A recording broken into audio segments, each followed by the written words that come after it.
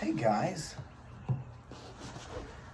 so tonight I want to talk to you a little bit about something that I've been thinking on pretty much all day. I don't think I can ever remember a time where I've just really dwelt on what the disciples went through at this time, the time between Good Friday and Easter, and I really kind of spent all day long thinking about this.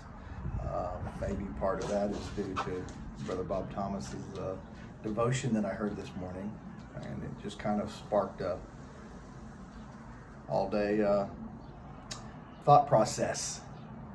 But I think we can relate to this a little bit.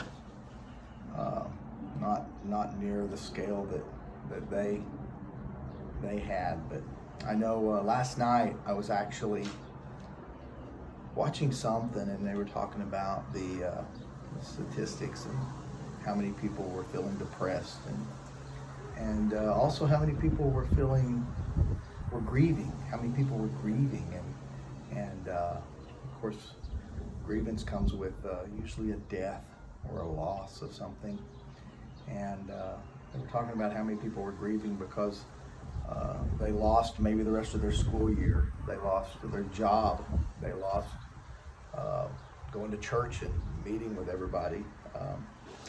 They lost some big thing that they had planned and they're not going to get to do because of the pandemic.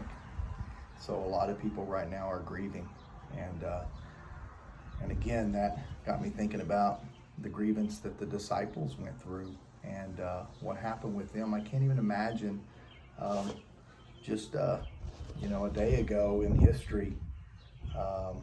They were at the Garden of Gethsemane, of course, and right after the Last Supper, and we all know that the soldiers came in, and Judas,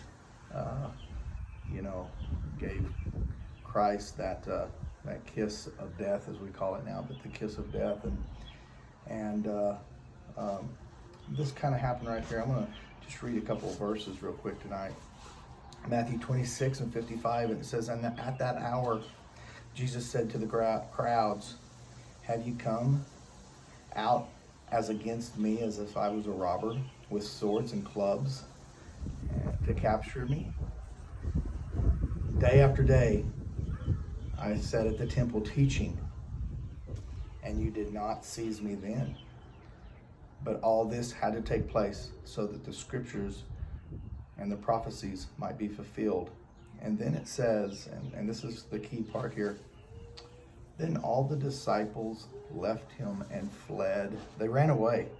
So not only was today a day of grievance, it was a day of guilt. My goodness, I can't even imagine the horror they felt, because they just gave up 3 years. I don't want to say gave up, but that at that point, because we know tomorrow's coming, and that's in our past. We know what happened, but that was in their future, and they didn't know. And so for 3 years, they had completely given up 3 years of their life to be mentored, to be discipled by this man that they called teacher and Lord, and I can't even imagine. They thought was the Son of God, and of course the Jewish history. If you get into that, you find out that they believed the Messiah was going to come and overthrow Rome and be the king and the ruler here on earth, and they still believe that. They wasn't really sure what, even though Jesus alluded to what was going to happen so many times. My goodness, when he died, the fear, the confusion, the anger, who have I followed? What have I done? That had to hit them, because they're human just like us. And then today, for the entire day, the grieving of their best friend, because he wasn't just their mentor, he wasn't just their leader, he was also their best friend.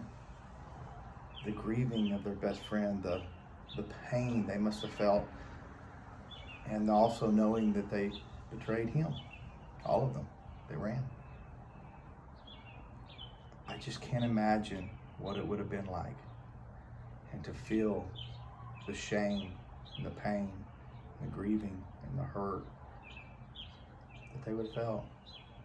You know, we're in this pandemic and a lot of us are hurting right now because we're missing a lot of things. But we don't have to look very far to see someone maybe in our past, maybe in the Bible, to see someone that went through something a lot worse than we went through, but kind of on the same scale.